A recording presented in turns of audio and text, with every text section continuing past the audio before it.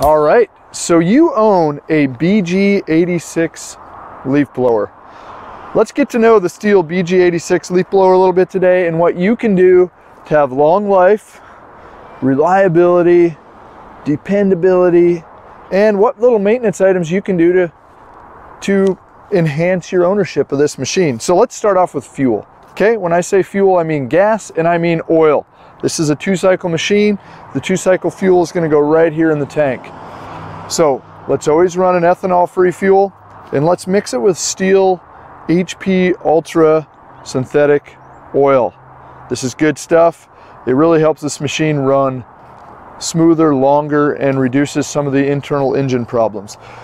When you purchase the machine, I can purchase these independently, or I can get a 6-pack. And if I pick up a 6-pack of this oil with this machine, I double my warranty. I go from a 2-year to a 4-year warranty on residential applications. Now the ultimate for fuel is Motomix. It's expensive, but it's good. This is 93 octane ethanol-free fuel, pre-mixed, ready to go. It has a 2-year shelf life once I remove this cap. We don't get that out of normal gas. Normal gas, about 6 to 8 weeks in, starts to degrade, deteriorate, and cause problems. So, my house, personally, I have a can like this. I run ethanol-free fuel mixed with STIHL HP Ultra oil. But as the season slows down or I'm not using a machine as much, I hibernate with STIHL Motomix. So come winter, STIHL Motomix goes in my stuff, okay? There you go, Motomix. All right, what comes with my BG86 blower? I'm gonna get a tool. I'm gonna get some safety glasses, and I'm gonna get 2 nozzles. I'm either gonna get this round nozzle or this flat nozzle. The round nozzle is a volume nozzle, okay? That was really good for dry leaves. Think more hurricane, wide, big wind. The flat nozzle is great for wet leaves stuck on concrete or asphalt. Think more direct punch, think tornado-like. So you're gonna lose some volume with the flat nozzle, but you're gonna increase the punch, the pickup with it. And to switch that out, I simply twist, pull off, put the new one in place, and slide it on and lock it. Okay, you'll see right there, if I can do this with one hand, boom, locked, okay? Okay, how do I start this machine? It is always on run. It's a stop button, returns to run. I've got a primer hiding right here on the top. Pump this thing 4 to 5 times. Feel the pressure on the bubble. Choke it, okay? The choke is counterclockwise. Click. Side note, choke is attached to the throttle trigger. So as soon as it starts, I hit the trigger, boom, choke shuts off.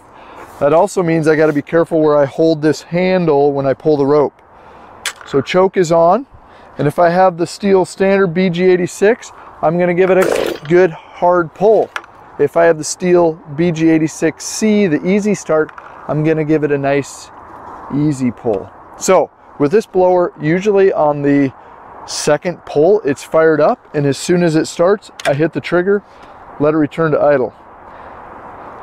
Let it warm up for a minute before I give it gas, because if I give it gas right away, it's probably going to die. If you're impatient like me, I'll usually play with this choke just a little bit to warm it up. Maintenance. Good fuel, we talked about that. Spark plug is right here under this black boot. That should be done every once in a while. How often? I don't know. I do mine once a year because it's cheap, it's easy, it's preventative. And then on the back, I've got my air filter.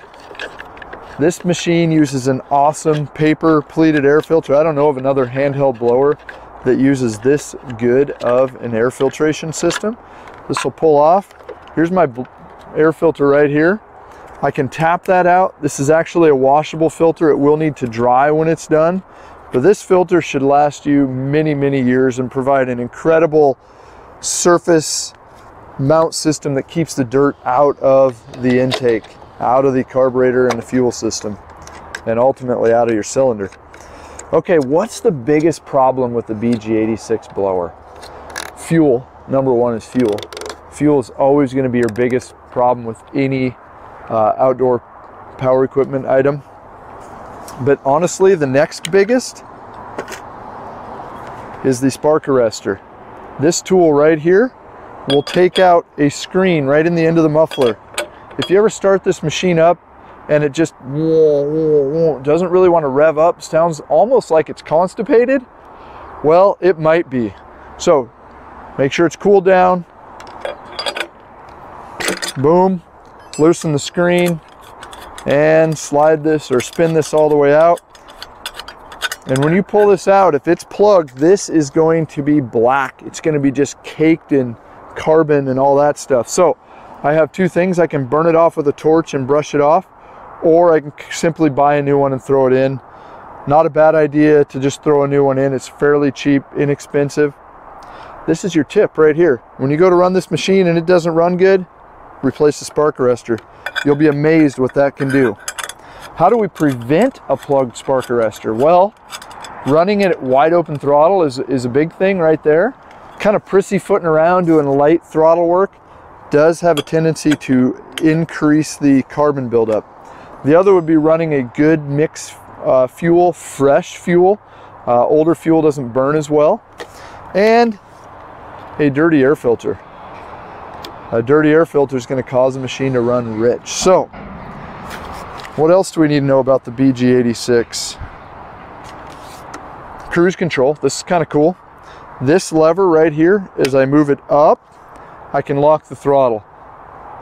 That can be handy if you're trying to run it for a long period of time and you're sick of holding the throttle. You just want to lock it. Another unique thing on this BG86 blower is there's two handle spots. So I've got my upper one, I also have a lower one. When I'm out there for long term and I'm holding it with my left hand and I'm holding it with my right hand, it's pretty nice sometimes to actually be able to grab it like this and run it on its side, and it's fine to do this. Just gives you a little break. So we've talked about fuel, we've talked about oil, we've talked about spark arrestor, we talked about air filter, we talked about how to start it.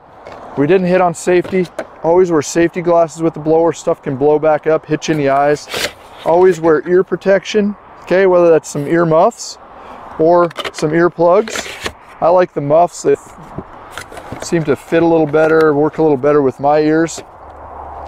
And as always, when you buy a piece of power equipment from Carl's Mower and Saw, you're going to get this nice folder. It's going to have our name, our contact information. It's going to have the model number, the serial number, and the date of purchase of this blower. This thing does come with a 2-year consumer warranty, and if I buy this, I got the 4-year. And Carl's Mower and Saw will always register your machine for you, so you don't have to go home and worry about that.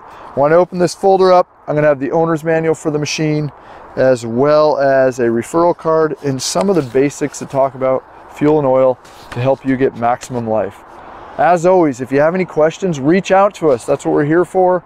We pride ourselves on assisting you in getting the most out of your outdoor power equipment. Don't forget to like and subscribe to our YouTube channel. Thank you for watching today. Enjoy.